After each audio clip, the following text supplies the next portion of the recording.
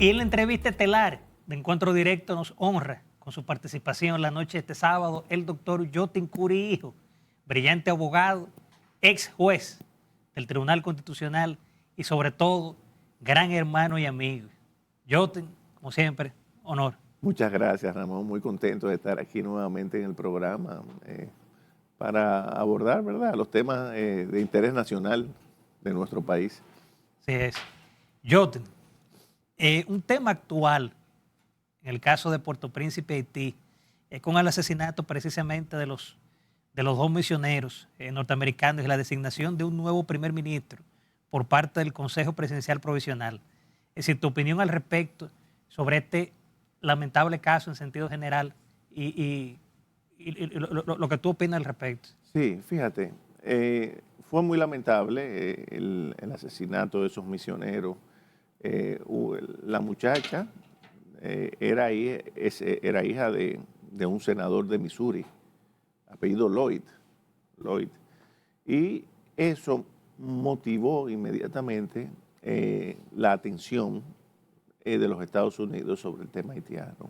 Porque los Estados Unidos, al igual que Canadá y Francia, se han desentendido, han jugado un papel muy pálido, muy tímido con relación al tema. Y lamentablemente este hecho lamentable y penoso los ha obligado a poner en foco otra vez el tema haitiano, y de ahí todo esto de un nuevo ministro, primer ministro. Pero definitivamente que Haití es un país que necesita ayuda internacional, es un país inviable, sus instituciones no funcionan, las bandas armadas controlan parte de ese pequeño territorio. En fin, y el mayor peligro para eso es la gran migración hacia nuestro país. Y ya aquí en el asalto al Banco de Reservas, por ejemplo, de la República Dominicana en Santiago, la sucursal de Santiago, en esa banda había haitianos. O sea, es muy peligroso porque ese fenómeno de las bandas de venir hacia este lado de la isla, hacia nuestro territorio, sencillamente acabaría con la paz social, con la tranquilidad, la relativa tranquilidad que todavía disfrutamos, y podría dar al traste incluso con todo. Eso tendría un impacto socioeconómico terrible para nosotros.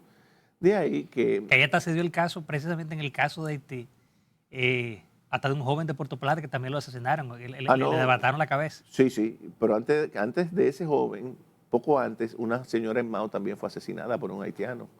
Yo recuerdo que puse un tuit cuando eso ocurrió, y también cuando asesinaron al de Puerto Plata. Fíjate, y hay muchos casos que no salen en la prensa. Yo conozco un señor, por ejemplo, de Santiago Rodríguez, que era amigo nuestro, que también lo mataron sus empleados haitianos. Eso se mantuvo más en el área local de allá, de la línea noroeste, y eso es constantemente, esos casos viven sucediendo. Lo que refleja que aquí ya hay que controlar ese tema, controlar la frontera, porque, te reitero, todos los gobiernos que hemos tenido han sido débiles, flojos, tímidos con la problemática haitiana. Yo solamente quiero que tú observes, por ejemplo, que cuando a los haitianos los sacan de las islas del Caribe, de los Estados Unidos, de Canadá, ellos se van con su misión. Pero cuando los sacan de aquí, oponen resistencia, lo cual refleja el aspecto psicológico de esa gente que se creen con derechos sobre nuestro territorio, lo cual es sumamente peligroso. Y en eso, reitero, las autoridades tienen que ser más drásticas, y los controles fronterizos deben ser más rígidamente observados, porque aquí no podemos estar con ese desorden, esa corrupción de ese trasiego de haitianos, donde hay una minoría que se enriquece en perjuicio del pueblo dominicano. Nosotros somos un país pobre que no puede asumir la carga haitiana, Ramón. De manera que yo espero que ahora este gobierno que se acaba de reelegir asuma una actitud más firme que la que asumió en los primeros 4 años, y se mantengan las repatriaciones y los controles fronterizos, porque es que nosotros ya no podemos asumir un haitiano más en nuestro país. Ahora, Joten, en el caso de esos 1.000 policías de Kenge, ¿tú crees que eso pudiera ayudar a pacificar ese tema de Haití o tú crees que eso no puede resolverlo? Yo no creo, pero bueno, pero hay que hacerlo. El tema es que hay que hacerlo, hay que llevar orden, hay que controlar las bandas armadas. Lo que pasa, la encabeza Kenia, pero quien debe estar detrás de eso, obviamente, son los Estados Unidos, las grandes potencias, Canadá, Francia, que son los que tienen deuda histórica con ese país, y la comunidad internacional en sentido general. Pero obviamente, sea Kenia, sea Tanzania, sea el país que sea de África o de cualquier otra parte, tienen que ir en auxilio de ese país, porque es que, te reitero, eso es tierra de nadie, y en la medida que se agrava la situación en Haití, nos perjudicamos nosotros por ese gran flujo de personas que permanentemente y constantemente vienen a nuestro territorio a presionar el sistema de salud, de educación. No sé si viste que en los datos oficiales del Ministerio de Educación se reconoce que hay más de 147,000 niños haitianos en las escuelas públicas dominicanas. Eso es una cantidad exorbitante. Es casi la mitad. La mitad de lo que... y son plazas que bien pudieran ocupar dominicanos, exacto. Y ni hablemos con el tema de las parturientas, que eso es otro caso. Yo siempre digo, yo en el bloque de comentarios, que mientras haya una parturienta haitiana, que por ejemplo, más fácilmente en un hospital, usted puede ver una parturienta haitiana en una cama y una dominicana en el piso. Pero claro, pero fíjate que les cobran por un parto en Haití y aquí la atienden gratis. Y yo digo, y la República Dominicana tiene capacidad, tiene recursos para asumir ese tipo de costos y esa presión de inmigrantes. Jamás en la vida. Nosotros somos un país pobre, con que tenemos nuestros propios problemas. Nosotros no podemos, bajo ninguna circunstancia, asumir esa carga, pero esa ha sido la política irresponsable, reitero, de Estados Unidos, Francia, Canadá y de toda la comunidad internacional, que siguen apostando a la solución haitiana en territorio dominicano. Eso definitivamente no es posible. Somos dos pueblos distintos, radicalmente distintos en cultura, religión, idioma, en todo. Es decir, no estamos hablando de Costa Rica y Nicaragua, son latinos al fin, o Colombia y Venezuela, que hablan español, ¿me entiendes? Y tienen tradiciones comunes. Nosotros no tenemos absolutamente nada de eso con Haití. De manera que sencillamente es imposible una solución haitiana en nuestro territorio. Eso tenemos que rechazarlo de plano y tenemos que seguir luchando, y en eso debemos estar unidos, no importa quién gobierne, Ramón, que sea el PLD, la Fuerza del Pueblo, el PLD. En ese tema todos tenemos que estar unidos por el bien de nuestro país. Yo siempre digo que en el caso de Estados Unidos, ellos son celosos con su frontera de México. Claro, ¿no? Y son celosos y tienen un muro ahí y rígidos controles, porque si a eso vamos, ¿por qué no fusionamos México con Estados Unidos? ¿Verdad? Que sí tienen recursos y posibilidades de absorber muchos inmigrantes. Nosotros no, porque nuestra economía no nos lo permite, sencillamente. Es un tema, además de económico, socioeconómico, tampoco social, porque somos distintos y distantes, como decía un profesor que yo tenía en la universidad. Somos radicalmente diferentes. Sí, porque en este caso también se ha dado con este tema haitiano, de que siguen las presiones hasta con el mismo presidente, con el tema de los refugiados. Sí, claro. Ese es el tema de los refugiados, que nosotros no podemos aceptar refugiados, obviamente, porque imagínate, si ya estamos saturados, ¿cómo vamos a aceptar más, por Dios? Pero el problema es que nadie los quiere. No los quiere Estados Unidos, no los quieren los países del CARICOM. Todos lo quieren aquí, por la proximidad geográfica. Pero lamentablemente eso no es posible. Y en eso, reitero, tenemos que apoyar a las autoridades independientemente, reitero, de quién sea el presidente, de cuál sea el partido gobernante. Joten, pero si continúa, por ejemplo, lo que es la inmigración ilegal haitiana, ¿cuál sería entonces el futuro de República Dominicana? Bueno, en pocos años estarían ya eligiendo alcaldes, regidores, diputados, y eventualmente podrían convertirse en una fuerza electoral y podrían llevar candidatos incluso hasta la presidencia de la República en 15 o 20 años. No descarte si seguimos como vamos, porque recuérdate que los haitianos se reproducen a una velocidad mucho mayor que nosotros los dominicanos, porque son personas que tienen hijos de manera permanente, o no miden consecuencias, mientras que una pareja de dominicanos tiene de 2 a 3 hijos, ellos lo duplican o lo triplican, pueden tener 9, 10, 12 hijos, porque no se planifican, y incluso se ha hablado de eso, de que es preciso ayudar para que se planifiquen, porque tienen poco territorio, un territorio que no es viable y encima de eso una población enorme que crece. Entonces, ¿hacia dónde se derrama esa población? Obviamente la mayoría viene hacia acá por la proximidad, estamos al lado.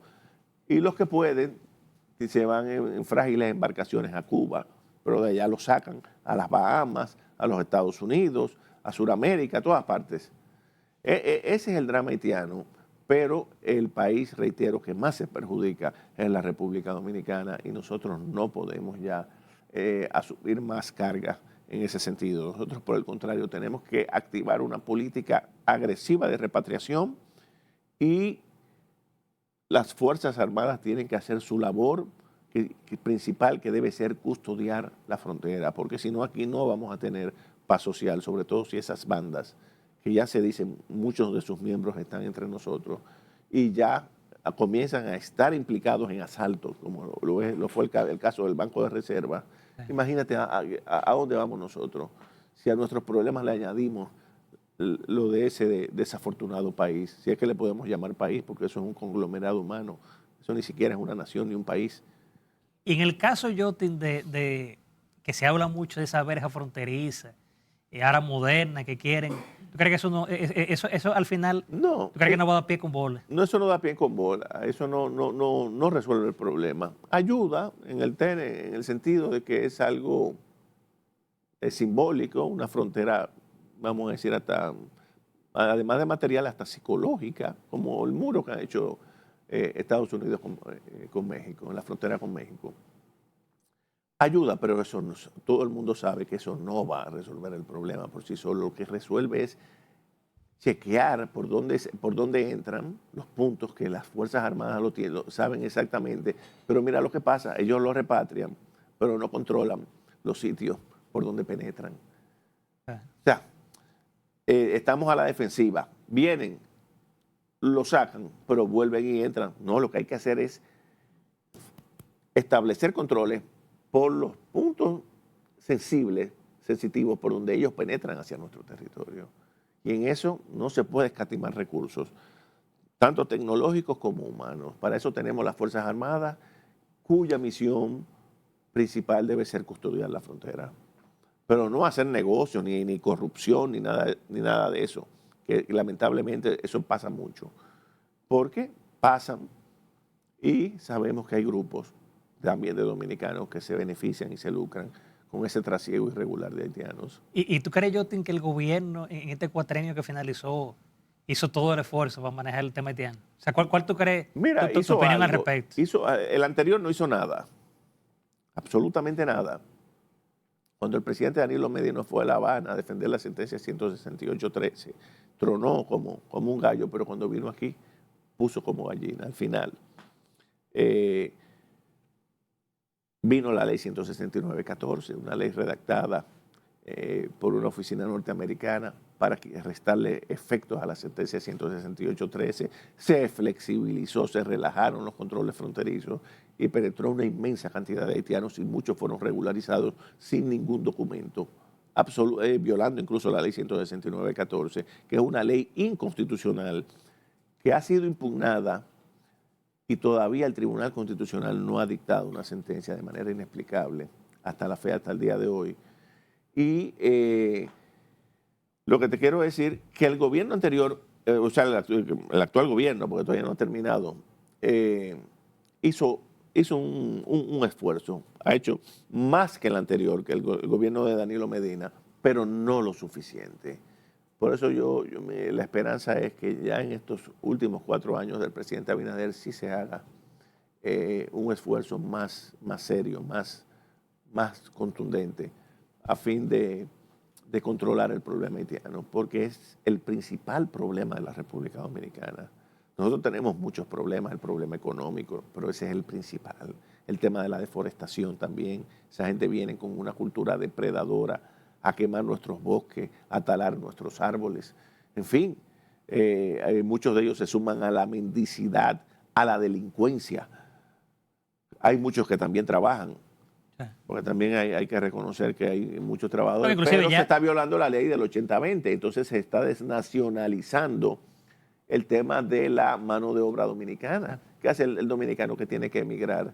Y muchos empresarios dominicanos que no tienen ningún sentimiento patriótico prefieren pagarle menos a un haitiano, obviamente, que a un dominicano, y al producirse ese fenómeno de desnacionalización de mano de obra, entonces se desplazan los trabajos de los dominicanos. Y de ahí esa política generosa de los Estados Unidos de conceder visa para que se vaya produciendo poco a poco, de manera gradual, esa sustitución de la población. Sí, porque lo que hay el dominicano emigra y el haitiano viene. Se facilita el trasiego y a la vez se le facilita la salida de los dominicanos hacia Nueva York, Estados Unidos y hacia otros países, principalmente España y otros países de Europa, a donde van a ganarse la vida. Entonces eso es muy, muy preocupante, porque eso lo que está trayendo entre nosotros es una sustitución de población. El pueblo dominicano de hoy no es el de hace 50 o 60 años, y el que será dentro de unos años no es el que tenemos actualmente. Es decir, va a haber cada vez mayor presencia, mayor incidencia. Por eso hay que seguir protegiendo la frontera. Claro que sí, porque al final aquí no seremos, ni siquiera seremos dominicanos. Así es. Bien, yo con tu permiso, el de los amables televidentes, nos vamos a una pausa comercial y en breve volvemos con la entrevista estelar de Encuentro Directo.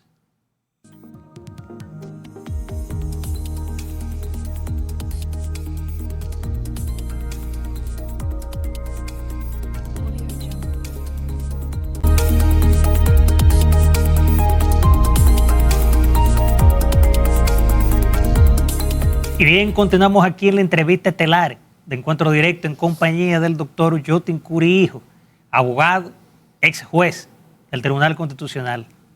Yotin, un tema que también está en el tapete y ha sido prácticamente el protagonista toda esta semana, es sobre la reforma fiscal, que la gente le ha chocado mucho eso y lo ha criticado. Tu opinión, haciendo una panorámica, una radiografía al respecto.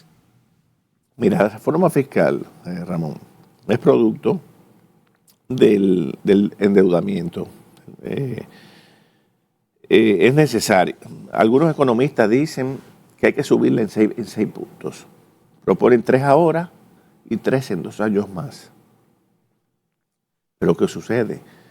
La clase media nuestra, que es la que carga con el mayor peso, ya no resiste más impuestos. Entonces, los más ricos, que son los que deberían pagar esa reforma fiscal, las grandes fortunas, entiéndase las grandes fortunas, son los que hacen generalmente que transfieren los costos hacia la clase media, y los más pobres obviamente no pueden, porque no tienen recursos. Entonces siempre ese colchón de la clase media es que termina recibiendo los impactos de las reformas fiscales. ¿Qué sucede? Cuando Balaguer sale del poder, teníamos una deuda manejable. Luego de los gobiernos del presidente Fernández también. Pero la deuda se complica en los 8 años, en los 8 años de Danilo Medina, en el actual gobierno también. Una cantidad inmensa de préstamos. ¿Qué pasa? Esos préstamos hay que pagarlos. ¿Y de dónde van a salir? Obviamente de todos nosotros, de los ciudadanos, una reforma fiscal. Yo vi en internet en estos días algo que se publicó por las redes, que tenemos un 54% de deuda con relación al PIB. Es mayor, Ramón. Esa deuda debe estar por el 60 y pico, 70%. Y tomando en cuenta el tamaño y las limitaciones de nuestra economía, ya tenemos que ponerle freno a ese tema de los préstamos. Hay que ir frenando eso. ¿Cómo? Incentivando el turismo, ¿verdad? Los sectores generadores de divisas, combatiendo la corrupción, porque ese es otro tema por ahí. Al haber tanta corrupción, esos recursos no se destinan hacia los más necesitados, entonces hay que buscarlo prestado. Y hemos estado en esa carrera de un deportivo endeudamiento que ya también se torna irresistible. Y de ahí la necesidad de esta reforma fiscal que debió haberse hecho realmente hace unos años ya, hace 8, 6, 7 años, y se ha ido posponiendo por coyunturas políticas. Ahora que el presidente Abinader ganó, está irremediablemente obligado a enfrentar el tema. De ahí, ¿verdad?, estas reuniones con los líderes de la oposición, el presidente Fernández y Abel Martínez, y tiene que buscar un consenso. Pero ¿qué sucede? La reforma hay que hacerla, es una realidad, hay que hacerla, pero de manera que impacte lo menos posible a los sectores más vulnerables. Y entonces, ¿quiénes tienen que pagarla? Los que más tienen. Ese es el principio de progresividad fiscal que está consignado incluso en nuestra Constitución. ¿Qué es progresividad fiscal? Tú pagas en función de lo que tú tienes. No todos podemos pagar lo mismo, porque el que gana 1 o 2 millones de pesos no puede pagar lo mismo que el que gana 100, 200, 500 millones de pesos. ¿Me explico? Entonces, ese tema de la progresividad fiscal hay que implementarlo de manera real y efectiva, y también eliminar las grandes exenciones fiscales. Eso es lo importante. A determinados grupos económicos que se han enriquecido de una manera brutal gracias a esas extraordinarias facilidades que le ha concedido el Estado. Entonces, eso hay que definitivamente suprimirlo.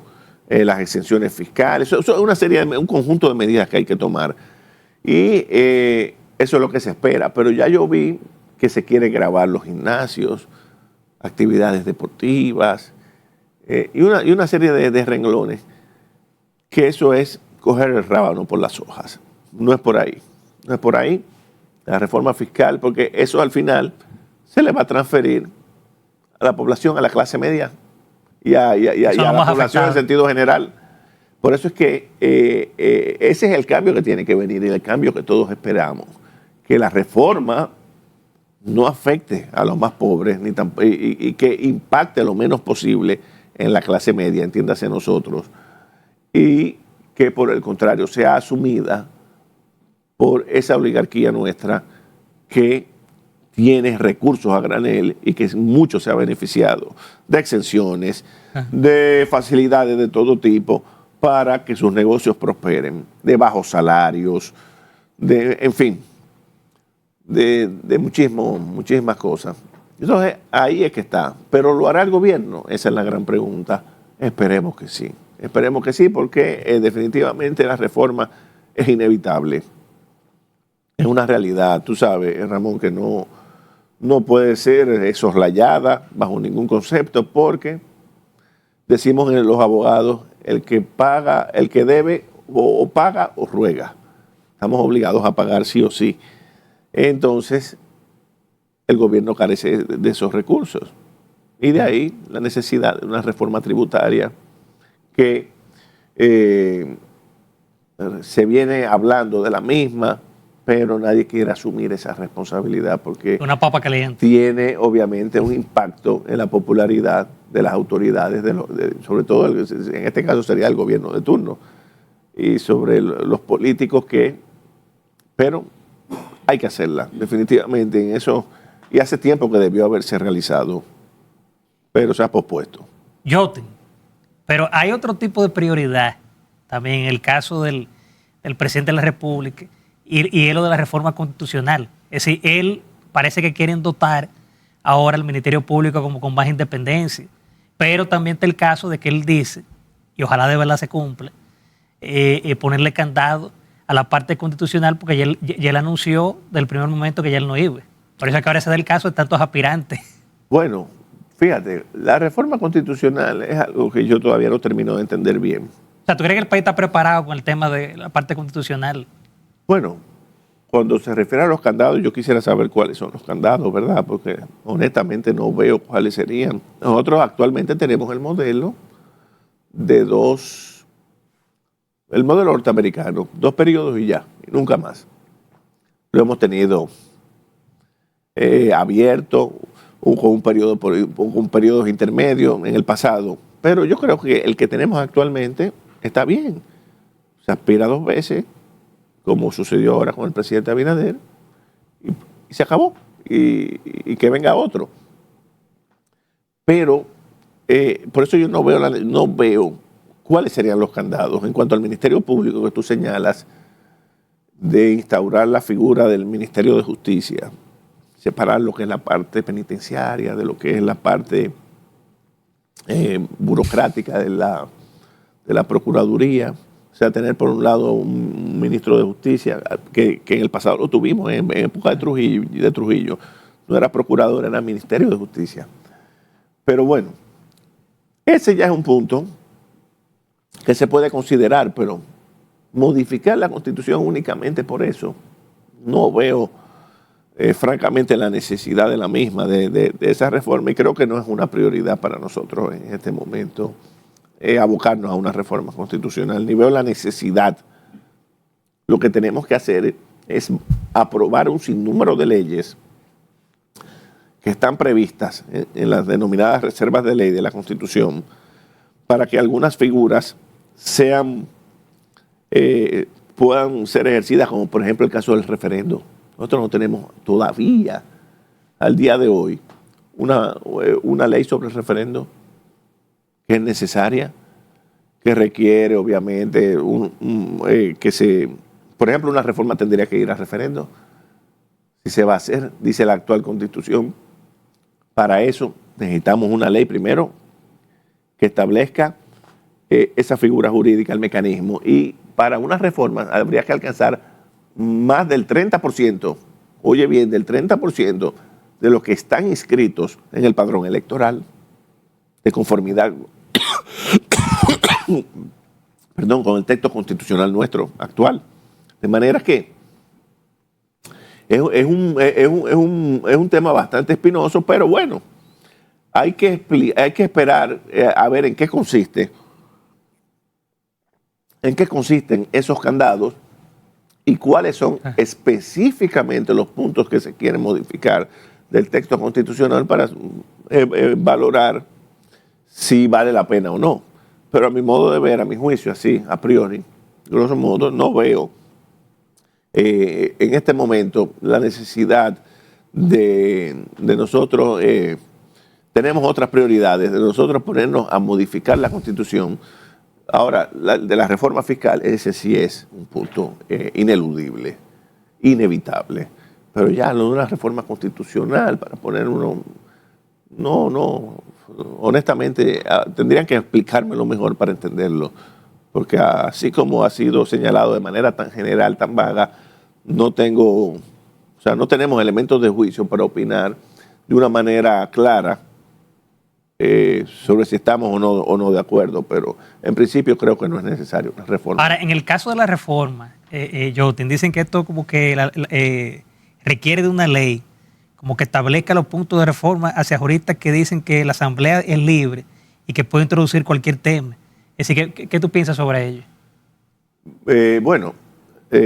obviamente, para reformarla hay que aprobar una ley que diga los puntos que se van a reformar. Esto está en la parte final de la Constitución. Una ley sobre donde el legislador ordinario se erige a sí mismo, el legislador constituyente, aprueba la ley y procede a modificar la Constitución. En principio, debe ser sobre los temas específicos señalados, pero eso antes de llegar ahí, entiendo yo que eso debe ser discutido en el foro de la opinión pública, donde opinen todos los juristas, todos los expertos en materia constitucional, incluso de otras materias, los abogados en sentido general, y buscar cierto consenso, porque de que tienen mayoría, el actual gobierno lo tiene, dada la contundente victoria alcanzada en los pasados comicios. Pero una reforma, entiendo yo, por lo delicado que es, tanto la fiscal como la constitucional tienen que ser producto de cierto consenso. Eso no puede ser así. Vamos a modificarla, porque, reitero, eso tiene muchas repercusiones, muchas aristas. Yo como abogado, haciendo una panorámica, una radiografía sobre estos temas, ¿cómo tú crees que se ha manejado el gobierno en términos judiciales, en los casos de corrupción, de impunidad, que tocaron mucho esos casos de funcionarios del gobierno pasado? O sea, ¿tú crees que han manejado bien y se seguirá manejando? Bueno, en sentido general, por lo menos se han iniciado algunas persecuciones judiciales. Unas han sido exitosas, como el caso de esta reciente diputada, que era la esposa del diputado, ¿verdad? No sé si era diputada ella también, que fue condenada ahora hace pocos días. Pilarte. Otros han zozobrado, han fracasado, pero otros están pendientes, la mayoría. Y lo que yo entiendo es que esos casos tienen que llegar hasta las últimas consecuencias, porque aquí la corrupción en nuestro país realmente es una de las causas del empobrecimiento colectivo.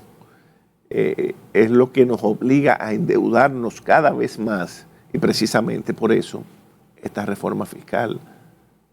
Entonces, es necesario dotar de mayores recursos al Ministerio Público para que pueda realizar sus investigaciones de manera eficiente y los casos puedan ser sustentados y llevados con éxito a la justicia y reciban sanciones ejemplares los inculpados o los procesados por actos de corrupción. Porque aquí, en este país, son muy pocos los que han sido, prácticamente ninguno, y que sancionados por casos de corrupción. Y que a veces no cumplen la condena completa. Exactamente, no, porque siempre está la posibilidad de la libertad condicional. Por ejemplo, esta señora que le dieron 5 años, a mitad, cuando tenga la mitad, 2 años y medio, si tiene buena conducta, pedir la libertad condicional y un juez lo evalúa y eventualmente se la otorga. O sea, nunca cumplen la pena completa. Todo va a depender del comportamiento y determinados factores de los internos. Pero yo considero que el Ministerio Público ha hecho un intento en esta primera gestión de gobierno, tiene que continuar haciéndolo, porque aquí hay que acabar con la impunidad. Aquí se roba constantemente. Sale una camada de nuevos millonarios en cada gestión de gobierno y aquí no pasa nada. ¿Cómo una persona puede hablar de patrimonio de 1.000, 2.000 millones de pesos, por Dios, sin tener un negocio, sin tener una actividad industrial, sin tener una profesión? Y ni siquiera un profesional podría justificar una suma así, es muy difícil. O sea, sumas groseras. Y aquí no pasa nada. Este es el único país que yo veo que ocurren esas cosas, porque en otros países, incluso de Hispanoamérica, son sancionados. Pero aquí vemos que la justicia siempre se queda corta. No sé si es por intervención, por las falencias propias del sistema o por la intervención de acuerdos políticos soterrados, bueno, pero el tema es que no ha funcionado como se espera. Porque aquí este gobierno se tildó la bandera de que tenían su ministerio público independiente. ¿Tú crees que realmente, según tu punto de vista, Jotin, estamos en presencia de un ministerio público realmente independiente? Bueno, yo creo que la actual magistrada, doña Miriam Germán, ha hecho un esfuerzo, ha hecho un esfuerzo, por lo menos es más independiente de lo que estaban anteriormente, ¿verdad? Ha habido, quizás no como lo esperaba la población, ¿verdad? Algo más contundente, más. Pero sí, se ha hecho algo, vamos a decir, tímidamente, pero se ha hecho. Hay casos ahí que se están conociendo. Esperemos que no se queden ahí, que le den seguimiento y que desemboquen sea en condenas o en absolución de los imputados. Eso es lo que esperamos, pero algo se ha hecho por lo menos. Sí. Bueno, yo solo me queda agradecer tu participación, sobre todo en este fin de semana, que es largo, y un sábado de esta hora. Te agradezco mucho haber venido. Muchas gracias, Ramón. Muy, muy contento, muy complacido de estar en tu programa. Gracias. Bien. Bien, nos vamos, amables televidentes, a una pausa comercial y volvemos ya a la rectica final de Encuentro Directo.